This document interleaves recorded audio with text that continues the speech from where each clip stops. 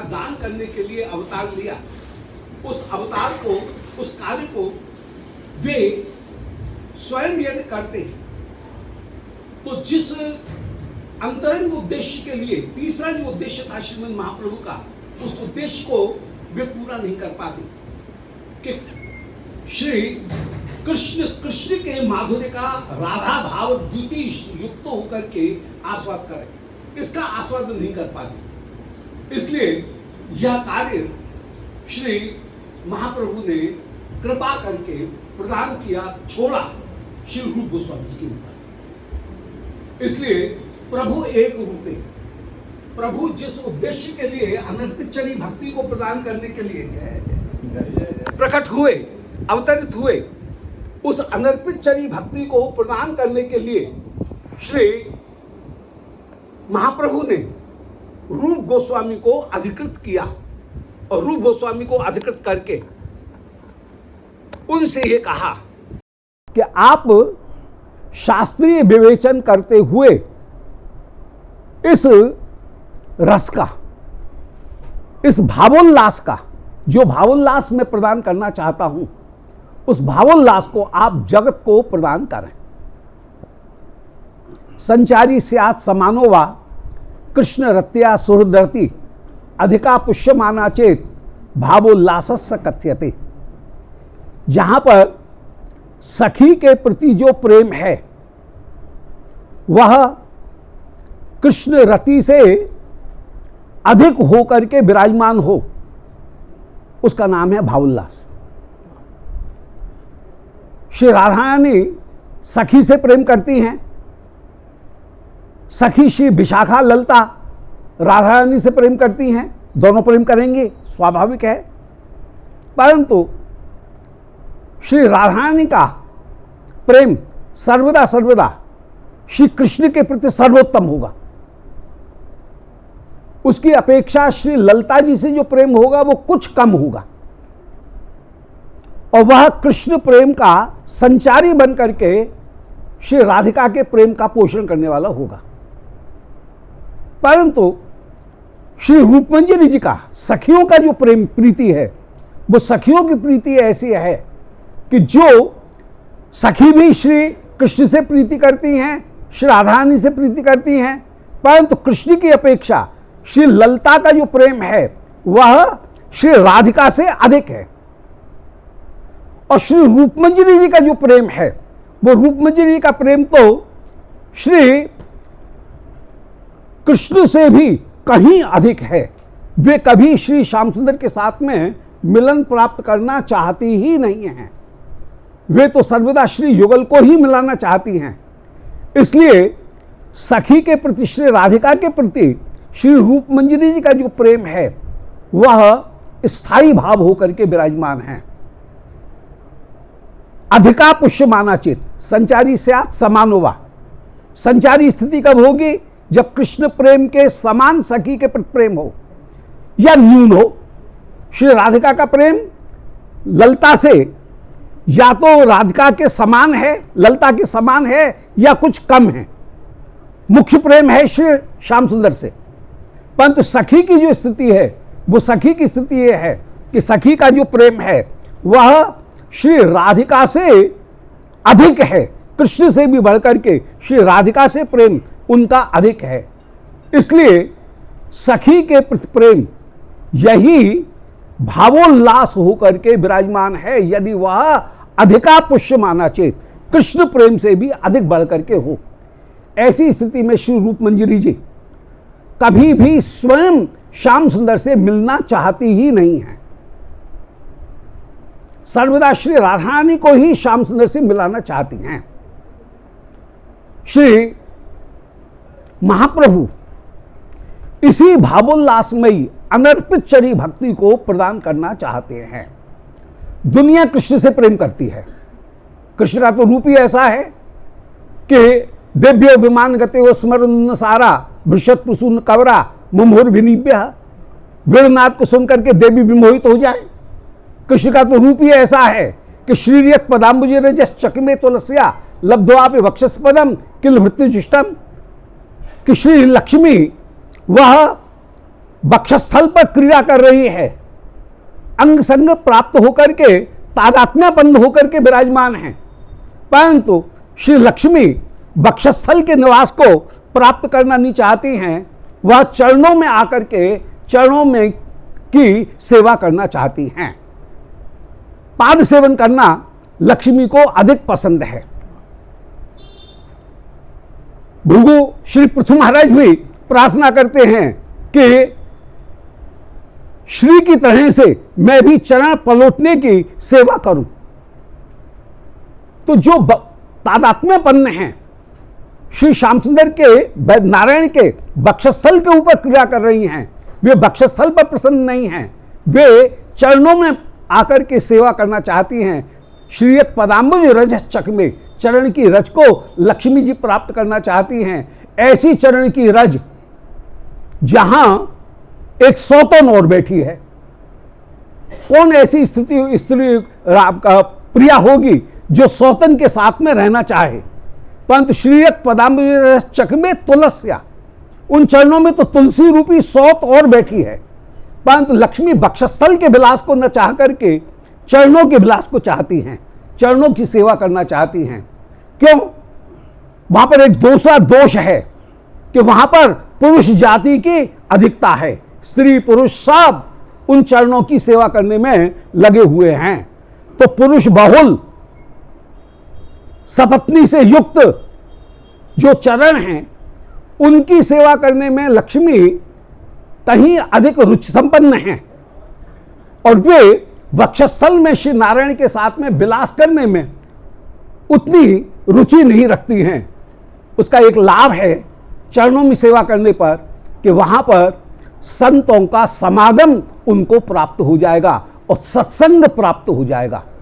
वक्षस्थल पर सत्संग की प्राप्ति नहीं है, चरणों में भ्रमरों के सत्संग की प्राप्ति है। इसीलिए श्री पृथु महाराज कर्णायुत एश में वरह 10,000 कान चाहते हैं, मोक्ष नहीं चाहते हैं, सायुज्य नहीं चाहते हैं, 10,000 कान चाहते हैं। 10,000 कान के को चाहते हुए भी फिर अभिलाषा करते हैं कि मैं लक्ष्मी की तरह से आपके चरणों का सेवन करूं, क्योंकि वहां प्रिया बनकर के सेवा करना नहीं चाहते हैं। सेवा करने में रुचि है दास्य भाव में रुचि, सेवा करने में रुचि है, परंतु सेवा करने की रुचि में भी वे कहीं सेवा करते हुए सत्संग को भी प्राप्त करना चाहते हैं। सत्संग की ऐसी महिमा श्री रूप गोस्वामी जी में रूप मंजरी बन करके के स्वरूप में जहां विराजमान हैं, वहां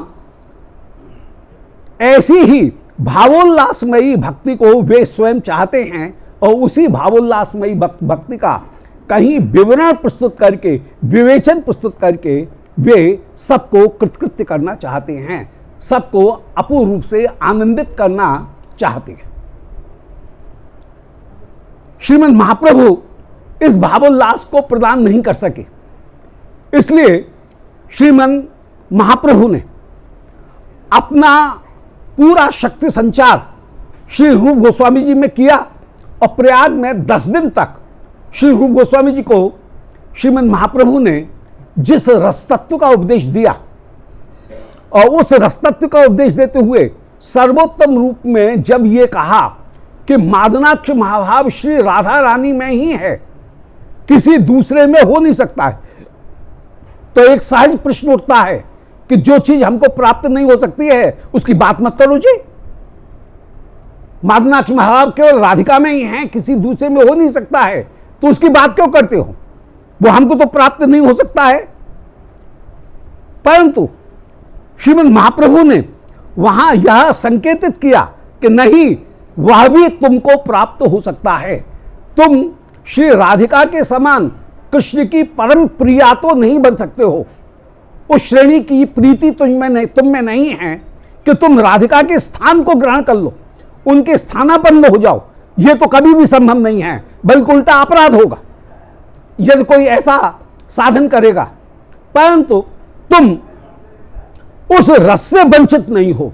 भारतीय विशेषता एक बहुत बड़ी ये है भारतीय दर्शन की और भारतीय धर्म की, कि उसमें फल प्राप्ति में सब एक है, साधन के अधिकार सबको अलग अलग हैं, किसी को मंदिर में जाने का अधिकार है, किसी को मंदिर में जाने का अधिकार नहीं है, परंतु जो फल है वो सबको प्राप्त है। दर्शक को भी वही फल जो कि साक्षात अंग सेवा करने वाले को फल है, सबको एक फल की प्राप्ति है। तो तुम भी उस फल को प्राप्त कर सकते हो। वो फल कैसे प्राप्त करोगे? वो फल प्राप्त करोगे यदि रूपानुगा भक्ति को प्राप्त करोगे। इसलिए श्री रूप गोस्वामी वह स्वयं में एक संप्रदाय है। राग संप्रदाय अलग है, रागानुगा संप्रदाय अलग है और रूपानुग संप्रदाय अलग है। हर एक रूपानुग नहीं है, परंतु हर एक रूपानुग रागानुग है। हर एक रूपानुग रागानुग होकर के विराजमान है, रागात्मक होकर के भी विराजमान है, क्योंकि रागानुगा भक्ति रागात्मिका भक्ति के बिना प्राप्त नहीं हो सकती है। इसलिए रागानुगा भक्ति में रागात्मिका भक्ति के फल की प्राप्ति अपने आप हो जाएगी, परंतु उस भक्ति की, अरे आइए शास्त्री जी, वाह वाह वाह, न्याय जी विराज। परंतु श्री रूपानुग भक्ति में जो आस्वाद की प्राप्ति है, वह आस्वाद की प्राप्ति और कहीं दूसरे प्रकार से प्राप्त हो ही नहीं सकती है।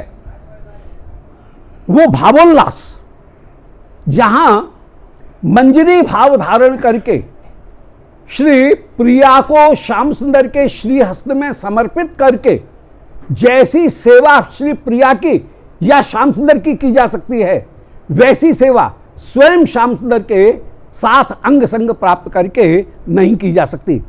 इसीलिए बस एक पद में समाप्त करूंगा कि श्री रघुनाथ दास गोस्वामी कहीं एक बात कहते हैं, रूपानुग भक्ति की अभिलाषा करते हैं कि यदि छेद आवासम ब्रज भुवि सरागम प्रतिजनु युवद्वंदम यच्चेत परिचरित मारात अभिलषेत स्वरूपम श्री रूपम सगण मिह तस्याग्रजमपि स्फुटम प्रेमणा नित्यम स्मर नमत्वम भज मन।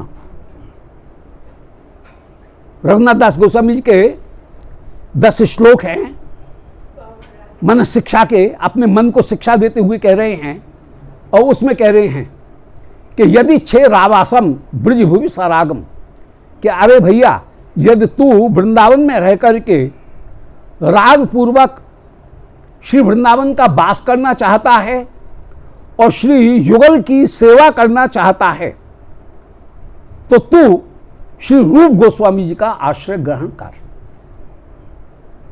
श्री रूप का आश्रय ग्रहण करने पर वृंदावन का वास मिलेगा।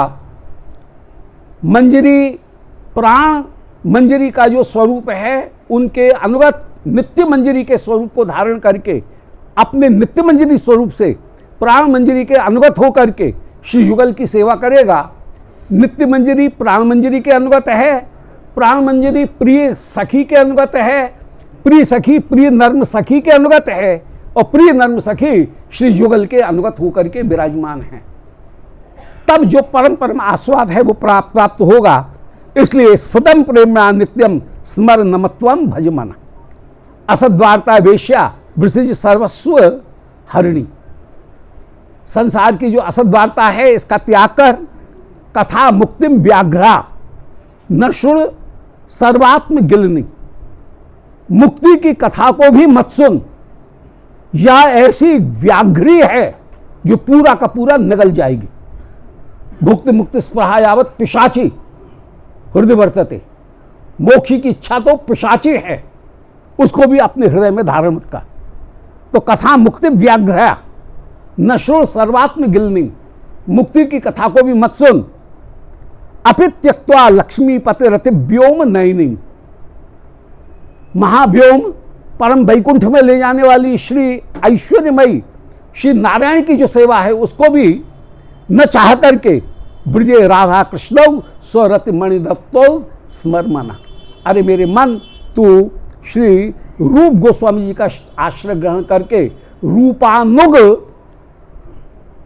जो रागानुगा भक्ति है, अर्थात रूपानुगा भक्ति है, उस रूपानुगा भक्ति को प्राप्त करके यदि तू विराजमान होगा तो जो माधुर्य सर्वोत्तम है उस सर्वोत्तम माधुर्य की तुझे प्राप्ति होगी। श्रीमद् महाप्रभु का स्वरूप राधा कृष्ण मिलित तनु है और महाप्रभु के द्वारा जो आस्वादन किया गया वह आस्वादन श्री रूप गोस्वामी ने किया। महाप्रभु का जो आस्वादन है, कृष्ण का जो आस्वादन है, वो किसी दूसरे का आस्वादन हो नहीं सकता है। कृष्ण के वैभव का भी आस्वादन कृष्ण के समान नहीं हो सकता है। अब कृष्ण यदि राधिका बनकर के जो आस्वादन प्राप्त कर रहे हैं, उस आस्वादन को प्राप्त करना है तो रूपानुग होने पर श्री कृष्ण जिस राधिका स्वरूप को धारण करके गौर रूप में विराजमान है, उस स्वरूप का आस्वाद प्राप्त होगा। इसलिए श्री रूप गोस्वामी जी का आश्रय सर्वोत्तम उपास्य को, सर्वोत्तम प्रयोजन पदार्थ को, सर्वोत्तम संबंध पदार्थ को और सर्वोत्तम अवधेय पदार्थ को प्रदान करने वाला है। और आज के इस दिन की यही सबसे बड़ी विशेषता है कि आज श्री रूप गोस्वामी जी की समाराधना करना सर्वोत्तम उपास्य, सर्वोत्तम प्रयोजन और सर्वोत्तम साधन को प्रस्तुत करने के लिए, प्राप्त करने के लिए आज का यह दिन परम कृपामय दिन है। श्री रूप गोस्वामी जी के श्री चरणारविंद में विराजमान होकर के उसी सर्वोत्तम उपास्य और प्रयोजन को हम प्राप्त करने के लिए उनके श्री चरणारविंद में प्रणत हैं। श्री रूप गोस्वामी पाद की जय। बहुत सुंदर। मैं अपने भले भाषा से जैसे चरणों में नमन करूं।